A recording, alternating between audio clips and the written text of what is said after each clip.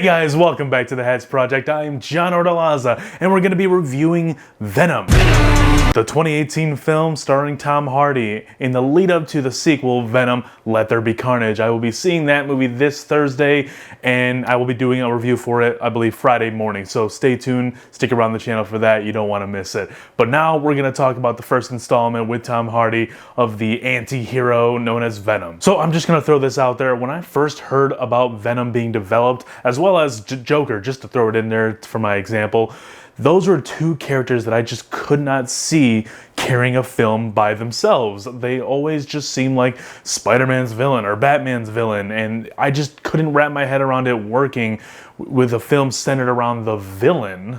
So yeah, it was just very hard to get behind these films, and Venom, to be honest, it never really got me behind it. It never really did. I rewatched it a couple days ago. It's not my favorite comic book movie by any means. It is a very sloppily written story, I think. Don't get me wrong, the effects that they use in this film are awesome. There are some really great things in Venom, but overall as a story and as a movie, it just doesn't work for me, and it's not very rewatchable. I guess the humor aspect of the film kind of negates that and makes it a little rewatchable. Same thing with the effects and the cool action scenes that they have in here, but I don't know, just overall, it's a meh film for me, so let's just dive into it a little bit more. So our lead actor in this film is Tom Hardy, and I love Tom Hardy. He's really good. I think the first film I saw of him was Inception, and then The Dark Knight Rises. Can't exactly remember which one I saw first, but yeah, I really love both of those films, and I love Tom Hardy in both of them. I love pretty much anything Tom Hardy does. He can do us no wrong. I think Hardy pulls off the role of Eddie Brock very well. He's kind of different from the Topher Grace version from Spider-Man 3. They're kind of two separate people, and that's good. You got to differentiate your own personality and your own take on a character, and I think he just stands out amongst the two people who played Eddie Brock. Michelle Williams is in here. She plays the love interest for Eddie Brock, and she's alright. Like, she's a decent actress, don't get me wrong. I liked her in Manchester by the Sea. That's really the only thing I've seen her in besides Venom.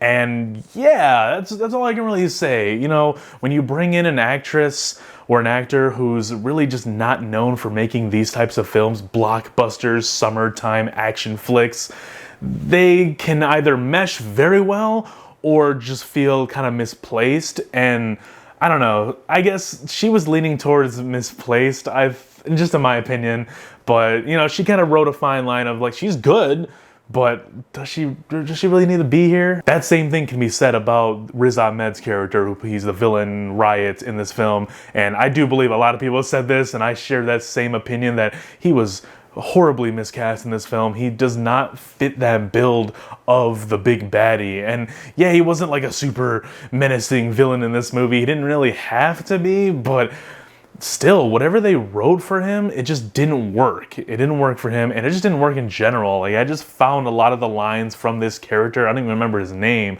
I found a lot of the lines that this character had to deliver were just very poorly written, and Riz Ahmed he did the best he could. He's a great actor, don't get me wrong, but yeah, I don't know, I just couldn't buy into him being a villain and being someone who's gonna take it to Tom Hardy. It honestly felt like Riz Ahmed's character needed the symbiote more than Tom Hardy did. Tom Hardy can take on a symbiote himself, I think. And even though I said this movie isn't as rewatchable as some of the other superhero flicks and action movies that I like to watch over and over again, it's surprisingly short. Like, it is kind of easy to get through.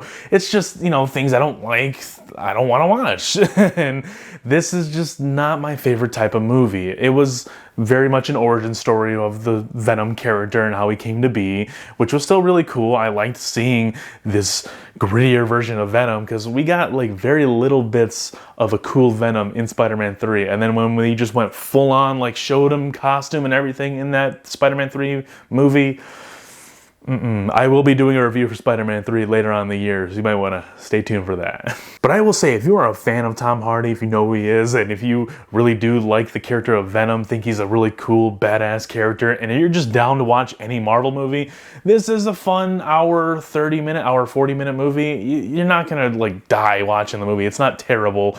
It's just not as enjoyable as some other movies are for me. You know, I just think a more dope movie for Venom, his first movie, could have been the bonding of Eddie Brock and Venom, and there's no other symbiote that he's going against in this film.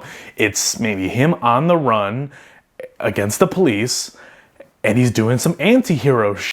Like, it's simple, but they could have done more with that, I think. I feel like they shoehorned in the whole riot thing, and to me, I don't know if anyone else feels this way, to me, putting Riot in that film, having Venom face off against another symbiote in the first film, kind of diminishes the specialty of Venom fighting Carnage in the sequel that we're about to get soon.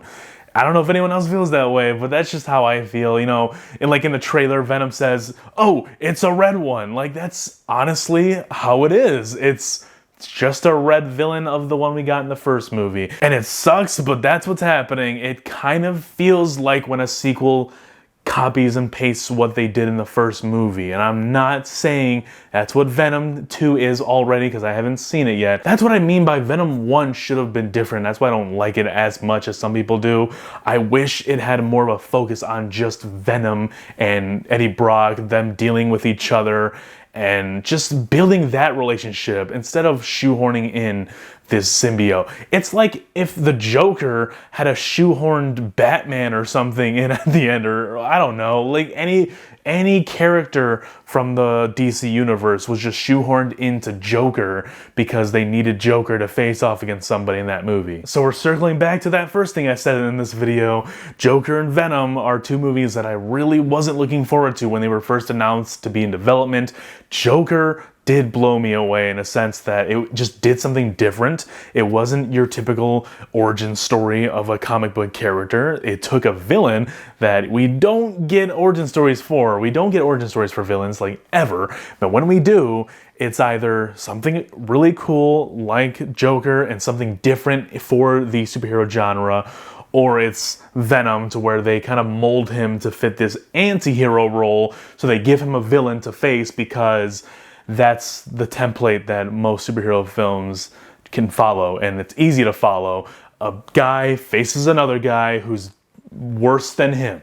That's essentially what it is. If you're super good or just kind of in the middle, you're gonna face a super bad guy. That's the way the cookie crumbles. I guess you could make an argument that Robert De Niro's character in Joker was the villain, but not really, because no.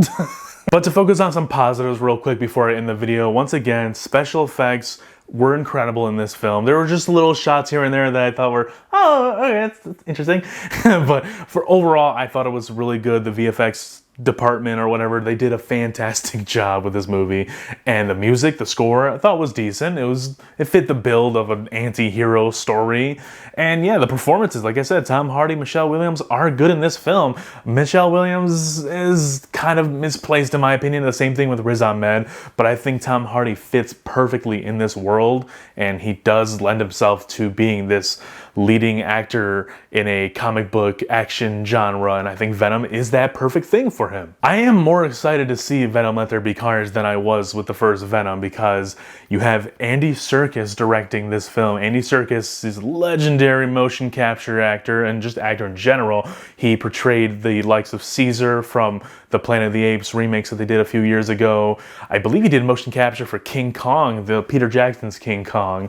And yeah, he's just really good. He also plays Ulysses Claw in the Marvel Cinematic Universe. Plus, we have Woody Harrelson coming in as Carnage, as Cletus Cassidy. We did get a tease of that in a post-credit scene of Venom, which I thought was the most stupidest thing about this movie. At first, when you just see him sitting there in the cell with his Raggedy Ann-ass hair, I just could not help but laugh my ass off.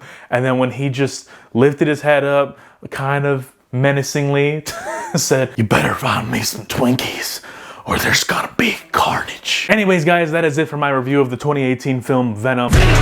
Let me know down below, what did you think of Venom? Have you gotten a chance to see it? It's been out for 3 years. So if you did, let me know down below. Let me know what you thought of the film. Are you a fan of Venom? Do you like Tom Hardy as an actor? Do you like him as Venom? I still do think Tom Hardy as Venom is the best thing about the film, especially VFX wise. It's just so beautiful and really cool and gory and just dope. And I really do hope that we get to see somehow, some way, shape, or form. Come on, Kevin Feige, do this for us.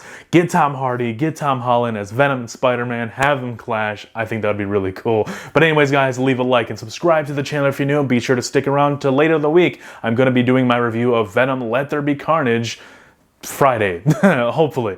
Well, stick around, guys, because there's always more to come.